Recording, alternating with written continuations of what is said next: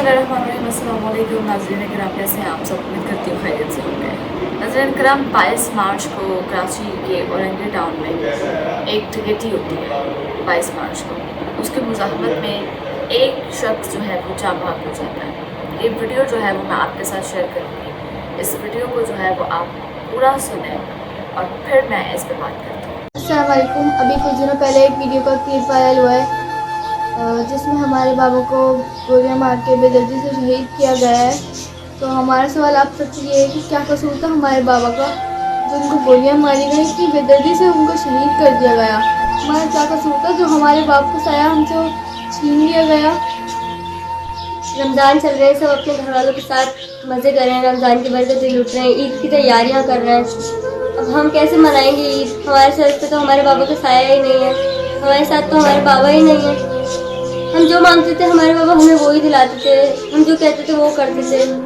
अब कौन उठाएगा हमारी जिम्मेदारियाँ, कौन पढ़ाएगा हमें? हमें कभी किसी चीज़ की कमी महसूस नहीं होने दी। हमारी सारी ज़रूरतें, सारी हमारी ख्वाहिशों को पूरा किया उन्होंने। अब कौन है हमारा?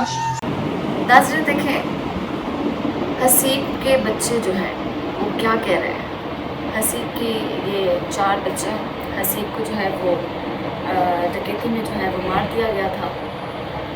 उसकी फुटेज भी वीडियो में ही दिखाई गई है, किस तरह से डाकू आते हैं और किस तरह से फायरिंग करके हसीब को मार के चले जाते हैं। पॉइंट आउट ये करने की बात है कि हमारी गवर्नमेंट इतनी बिजी है कि उसके पास इतना टाइम नहीं है कि ये 3 बच्चों की कफालत कर सके, कि ये 3 बच्चों के सर पे हाथ रख सके। अल-खिदमत फाउंडेशन वालों ने जो है वो इन बच्चों की कफालत की जिम्मेदारी दे दी है। उन्होंने इन बच्चों के सरों पे हाथ रखा है।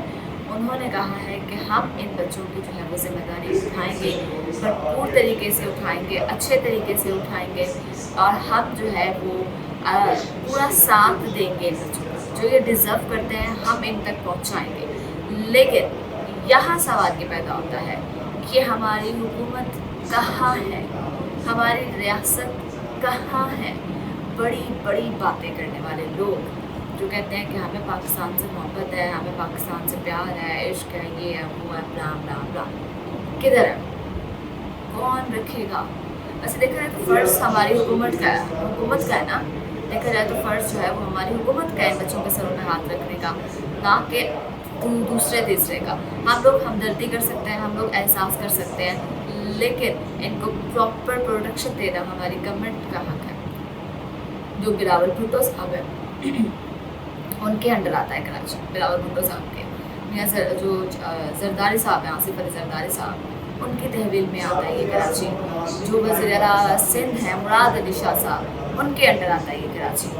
तो क्यों नहीं रखा गया इनके सर पे हाथ? क्यों ये बच्चे अभी भी इसी तरह से उम्मीद लगाए बैठे हैं? खैर, अब तो अल-खिदमत वालों ने जो है वो बड़ा अच्छा इक़दाम उठाया। मैं उनके इक़दाम को बहुत सराहती हूँ।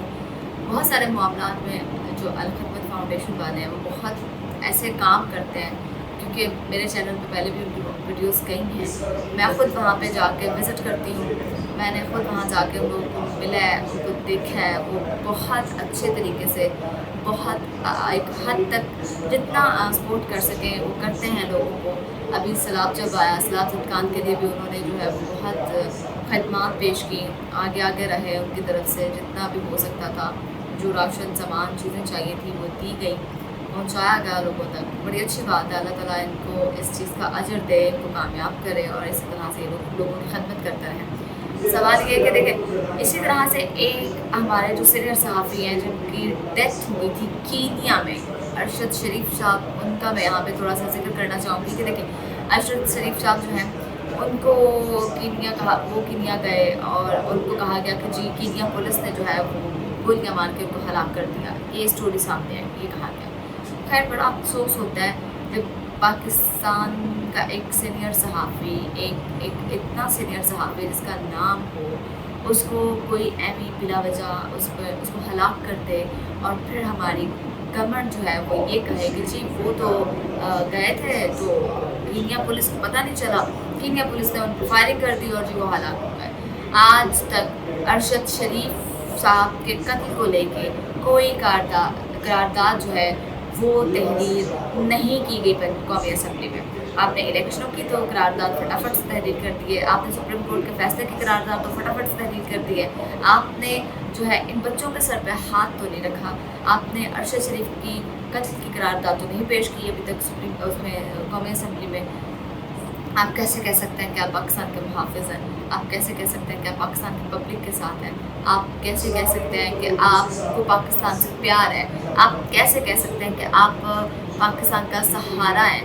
کیوں کہہ سکتے ہیں کہ آپ بالکل نہیں کہہ سکتے آپ کو پاکستان سے محبت ہے. پاکستان کو ہم جیسے لوگوں نے بنایا, ہم مڈل کلاس لوگوں نے پاکستان کو بنایا, ہم لوگوں نے بہت قربانیاں دی ہیں اس کے لیے. محمد علی جناح نے دن رات محنت کی اور اس پاکستان کو بنایا. کیا یہ تھا ان کا خواب؟ کیا یہ تھا ان کا خواب کہ ان کے پاکستان میں, ان کے شہر قائد میں ایک بچوں کے باپ کو یوں سر عام ڈکیت آئیں مار کے چلے جائیں گے اور ان کے بچوں کے باپ کے سر پہ سہارا ہاتھ رکھنے کے لیے کوئی نہیں ہوگا؟ یہ تھا ان کا خواب کہ ان کے ملک کا, ان کے پاکستان کا ایک سینئر صحافی کسی غیر ملک اس میں جائے گا اور وہاں پہ اس کو قتل کر دیا جائے گا اور اس کے خلاف کسی قسم کی کوئی کارروائی نہیں کی جائے گی. کیا یہ تھا ان کا خواب؟ کیا اس خواب کی تعبیر کر رہے ہیں آپ؟ کیا اس خواب کو پورا کریں گے آپ؟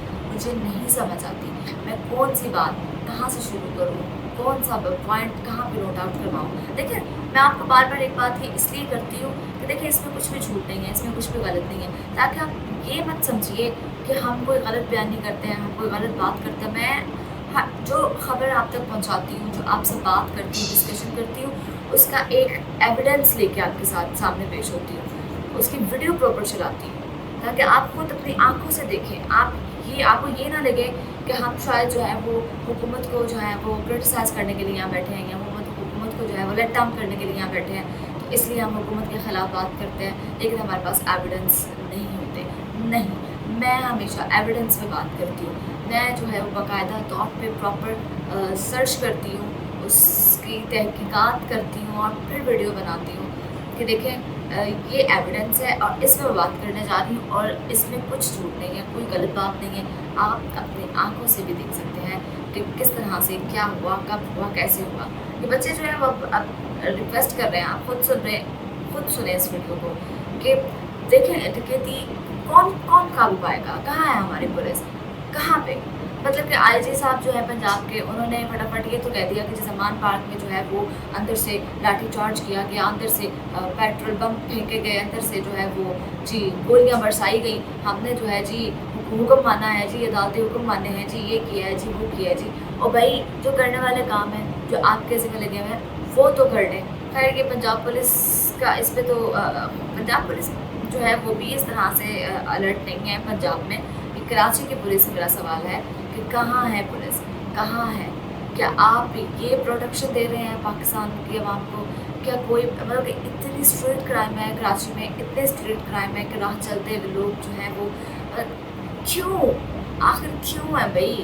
کہاں ہے بلاول بھٹو زرداری صاحب؟ آپ کی اسپیچز, آپ کی باتیں, زرداری صاحب آپ بتائیں, مجھے جواب دیں کہ کہاں ہے آپ کی پرفارمنس, کیا کر رہی ہے آپ کی پولیس؟ کیوں نہیں جو ہے وہ ابھی تک ڈاکوؤں کو پکڑا گیا, کیوں نہیں ان کو کیفے کردار تک پہنچایا گیا, کیوں نہیں ابھی تک ان بچوں کو انصاف دلوایا گیا؟ کیوں آخر کون دے گا ہمارے ان کیوں کا سوال, ان کیوں کا جواب؟ امید کرتی ہوں آپ کو ویڈیو پسند آئی ہوگی. ویڈیو تک کے لیے اپنے میزبان مریم شیخ کو دی اجازت. اللہ کے بعد.